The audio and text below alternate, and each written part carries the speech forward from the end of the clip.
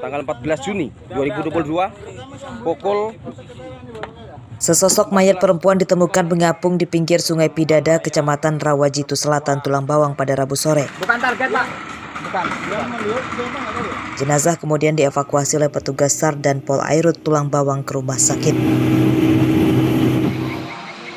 Korban hilang sejak hari Minggu lalu. Korban diketahui bernama Listiani, berusia 21 tahun, warga Desa Setiabumi, Kecamatan Gunung Terang, Tulang Bawang Barat. Dari informasi keluarganya, Listiani merupakan korban pembunuhan oleh suaminya bernama Slamet yang kini telah ditangkap Polsek Dente Teladas, Tulang Bawang. Korban dianiaya dan mayatnya dibuang ke sungai. Motif pembunuhan masih dalam penyelidikan polisi. Ini kegiatan ini ya nggak ada, kita nggak tahu masalah itu, kita kan di sini, kamu yang di situ.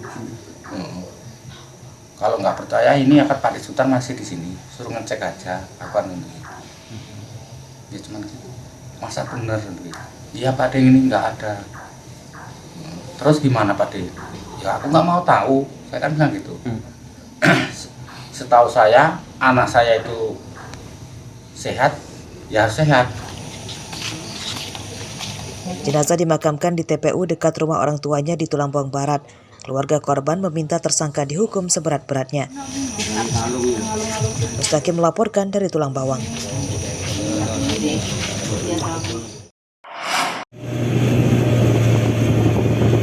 Seorang nelayan ditemukan meninggal dunia di Laut Dente Teladas, Tulang Bawang, Kamis siang. Korban bernama Supriyanto, berusia 52 tahun, warga Desa Pancuran Mas 2, Dente Teladas, Tulang Bawang.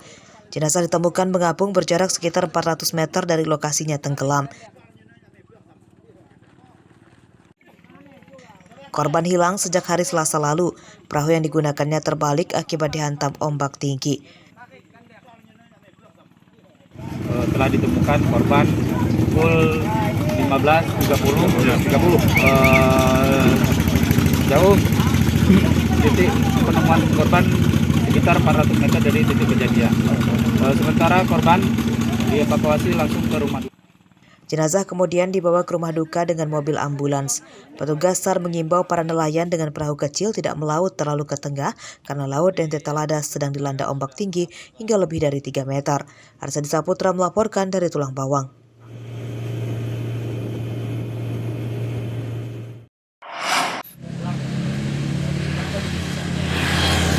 Dua kios pupuk bersubsidi disegel tim gabungan pemerintah daerah Lampung Utara dan Kejaksaan Negeri Kota Bumi. Kedua kios berada di Desa Sawo Jajar, Kecamatan Kota Bumi Utara. Petugas memasang kertas bertuliskan disegel sementara di depan pintu kios, serta menutup pintu dengan kayu yang dipaku. Mereka membawa contoh pupuk bersubsidi sebagai barang bukti. Penyegelan karena kios menjual pupuk yang seharusnya untuk kelompok tani malah kepada seorang pegawai kejaksaan. Perbuatan itu dianggap menyalahi aturan karena tidak sesuai peruntukannya. Pemilik kios mengakui kesalahannya dan siap mengikuti aturan hukum yang berlaku. 20-an kecerobohan anak buah saya jual ke orang kejaksaan. Orang umum lah ibaratnya, harusnya kan nggak boleh. Itu kan peruntukannya untuk petani. Nah berhubung kemarin mungkin anak buah saya teledor yang pasti itu kan, orang umum dilayani. Jual 2 sak. Penyegelan kios pupuk bersubsidi setelah tim gabungan mendapat bukti-bukti kuat di lapangan. Pada hari ini kita menyegel 2 kios penjualan pupuk subsidi di daerah Lampung Utara, dan dalam hal penyegelan ini merupakan tindak lanjut dari operasi dari intelijen Kejaksaan Negeri Lampung Utara. Tim akan menyisir kios-kios lain guna menindak tegas penyalur pupuk bersubsidi yang nakal dan mencari keuntungan pribadi. Abdi Yohaba melaporkan dari Lampung Utara.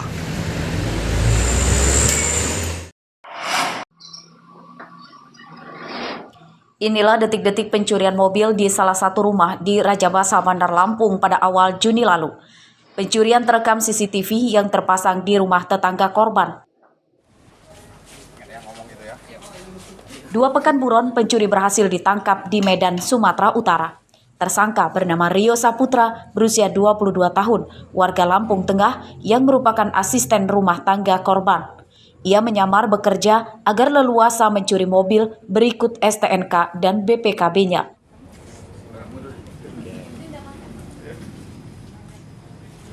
Merupakan suatu karyawan yang telah melakukan pencurian terhadap kendaraan dan uang. Selanjutnya tim TKP 30 Polresta Bandar Lampung melakukan penyelidikan dan menangkap di Medan. Alhamdulillah bisa diantisipasi dengan baik oleh tim TKP kami sehingga upaya paksa tidak berujung dengan perlawanan. Mobil curian akan dijual di Sumatera Utara. Sebelum laku, mobil digunakan tersangka untuk kendaraan travel. Ini mobil yang dibawa kabur ya? Ini yang mobil dibawa kabur. Rencana mau dipakai sendiri apa dijual? Rencana mau dijual. Mana mau dijual? Di mana? Medan. Harga berapa? 60 juta. Udah ada yang mau nampung ya? Belum.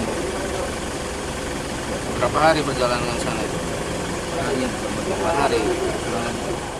Mobil dan dokumennya disita polisi. Tersangka terancam hukuman 5 tahun penjara. Robi Laste melaporkan dari Bandar Lampung.